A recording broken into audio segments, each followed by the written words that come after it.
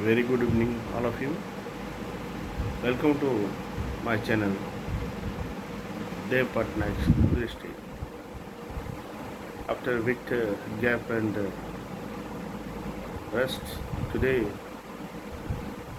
I want to bring one important topic for my viewers, my audience,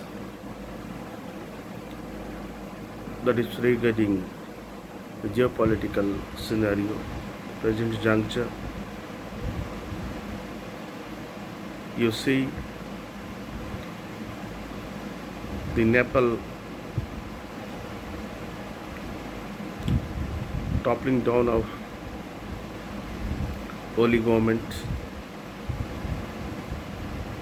Jin judge a group of student community started protesting against the government, especially by taking the plea of massive rampant corruption in the country. General public, common people are being suffered. Most of the developmental work of the country been hindered, sabotaged due to corruption.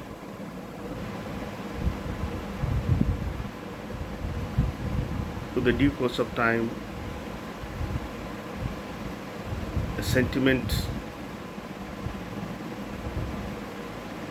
of revolution created in the minds of the people, particularly the young generation, students, school students, college students, university students, raised their voice against the government, against the national ruler,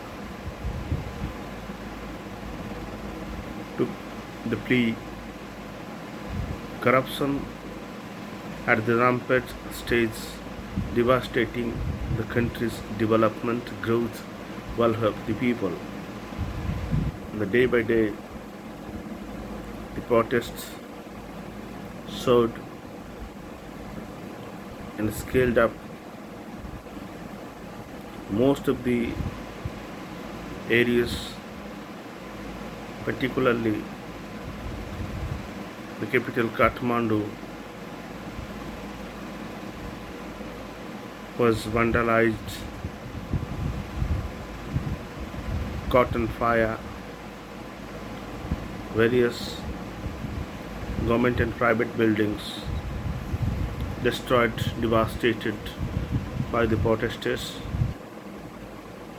In the meanwhile, the violent activities, the violent outfits entered into the protest march, the theorem of protest, and it became violent. More than 300 people died. One ex-minister's wife set ablaze by fire, and most of the ministers were run away and dropped out, beaten up by the mob, the protesters. And this violent activities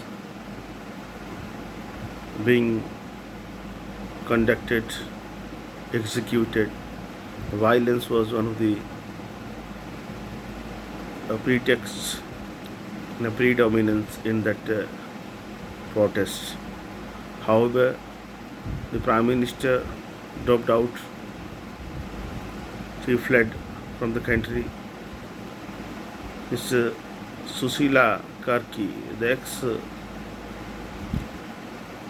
Justice of Nepal Supreme Court, became the first lady Prime Minister, sworn in as the Prime Minister of Nepal interim government.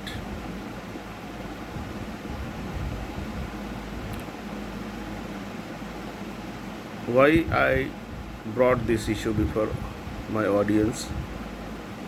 It is not just a protest toppling down a government.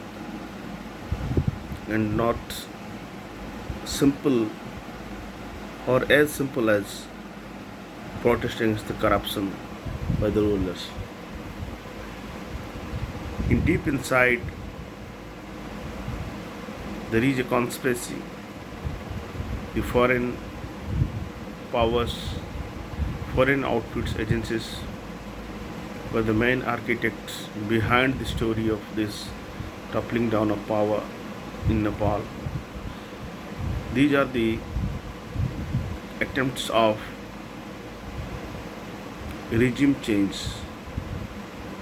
in the subcontinent country, starting from the Maldives, then Myanmar, then Pakistan, then Sri Lanka, now the turn of Nepal. In this way,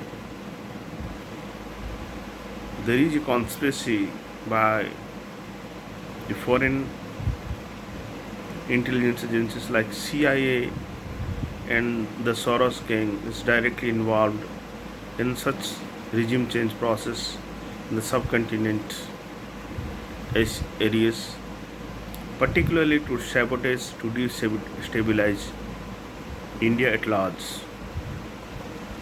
We should and must have to be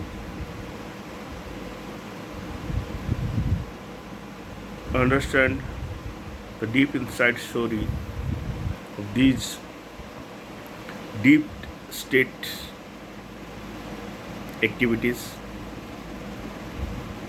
deep state anchors, and the deep state actors,